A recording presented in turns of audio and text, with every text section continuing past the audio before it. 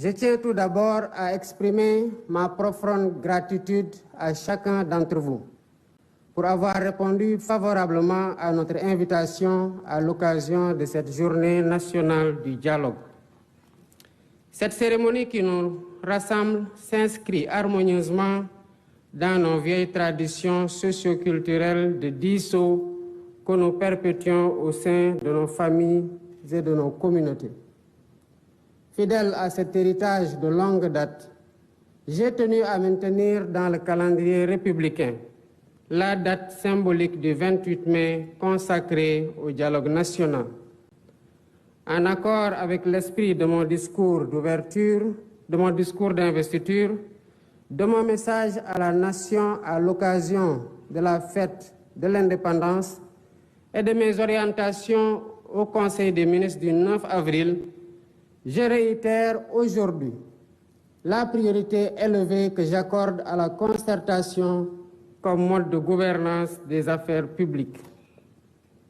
Je demeure en effet convaincu que la vertu préventive du dialogue en temps de paix éloigne les spectres de la tension et favorise les dynamiques consensuelles, consolidant ainsi notre démocratie et assurant la stabilité indispensable au développement économique et social dans l'intérêt supérieur de la nation.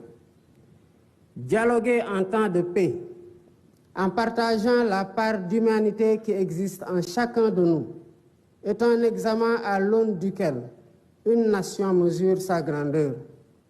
C'est tout le sens de cette journée, dont le thème porte sur la réforme et la modernisation de la justice. La problématique et l'urgence d'y faire face nous interpellent tous au-dessus de toute considération partisane.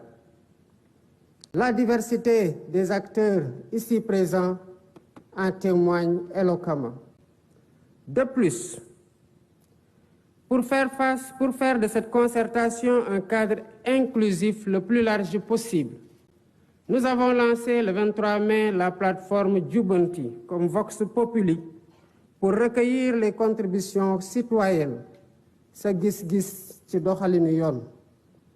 La justice étant rendue au nom du peuple, il est donc pertinent que le peuple ait son mot à dire sur la manière dont elle doit être rendue. Au demeurant, je rappelle déjà qu'en avril 2018, le besoin de modernisation de la justice avait fait l'objet d'un rapport d'un comité de concertation mis en place par le garde des Sceaux, ministre de la Justice. 6 années après ces concertations, et après avoir été traversé par de violentes secousses, force est de reconnaître que notre système judiciaire a besoin d'une profonde refondation, que seule une approche inclusive permettra de réussir. Œuvre collective, démarche participative et exercice de co-construction. Voilà le triptyque qui doit guider notre action. Sous ce rapport, je voudrais particulièrement insister sur le fait que nous n'ouvrons donc pas ici un procès en inquisition pour désigner un ou des coupables à jeter aux orties. Il est plutôt question de tenir un débat lucide et serein, posé et apaisé, pour ausculter notre système judiciaire, identifier ses forces et faiblesses et rechercher ensemble les solutions aptes à refonder son fonctionnement et à améliorer ses performances. Je ne reviendrai pas ici sur les principes fondamentaux de la justice dans un état de droit, sinon pour en rappeler la quintessence, à savoir la séparation des pouvoirs, l'indépendance, l'impartialité et l'intime conviction du juge, l'égalité de tous devant la loi, la présomption d'innocence, le principe du contradictoire, le droit à un procès équitable et l'habeas corpus, bouclier contre les arrestations et détentions arbitraires. En rappelant ces principes énoncés et encadrés par des textes légaux et réglementaires, j'ai en même temps conscience qu'ils ne suffisent pas à eux seuls pour jauger l'indépendance, la crédibilité et l'efficacité d'un système judiciaire. En effet, quelle que soit la pertinence des textes, c'est d'abord et surtout à l'aune de la pratique qu'on peut juger si un système judiciaire répond aux idéaux et exigences de l'état de droit. Voilà pourquoi, à travers ces assises, nous voulons interroger notre système judiciaire en revisitant ses règles et mécanismes afin de le perfectionner et le hisser à la hauteur des ambitions et aspirations de notre peuple. Les thématiques qui seront débattues incluent notamment le statut des magistrats, l'organisation et le fonctionnement du Conseil supérieur de la magistrature, la dématérialisation du service public de la justice et le numérique, le temps du procès pénal, le régime de la sanction pénale, le cadre juridique et institutionnel de l'administration pénitentiaire, les conditions de détention et de préparation à la réinsertion sociale des détenus, le régime de la privation de liberté, la prise en charge des enfants en danger ou en conflit avec la loi.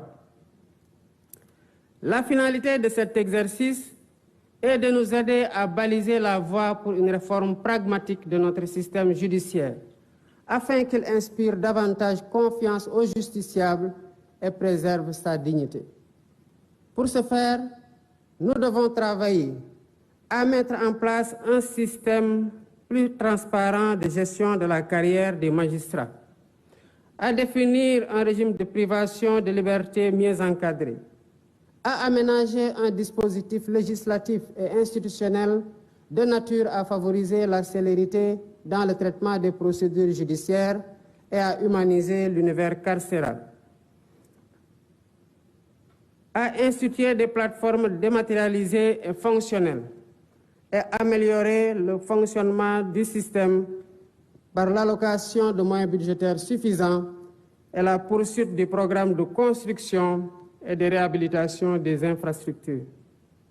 Il convient aussi de rappeler que pour bâtir l'état de droit que nous voulons, la réforme et la modernisation du système judiciaire ne doivent pas seulement se limiter au volet pénal, qui, il est vrai, polarise plus notre attention collective. Nous ne devons pas oublier les affaires civiles, dont la matière commerciale constitue une composante majeure, le droit du travail et le contentieux administratif, autant de domaines dont la prise en charge conditionne le fonctionnement de la justice. En portant nos réflexions sur tous les sujets à l'ordre du jour, je souhaite que nos échanges s'inscrivent dans une démarche pragmatique et répondent à la finalité de l'exercice. Mais ce faisant, gardons-nous de vouloir bâtir une république des juges qui remettrait en cause le principe cardinal de la démocratie, à savoir le gouvernement du peuple, par et pour le peuple, en vertu duquel les élus restent les dépositaires légitimes du pouvoir étatique. Je suis confiant que nous pouvons y parvenir par une concertation sereine, ouverte et apaisée. Sur ce, je déclare ouverte la journée nationale du dialogue et souhaite plein succès à nos travaux. Je vous remercie de votre aimable attention.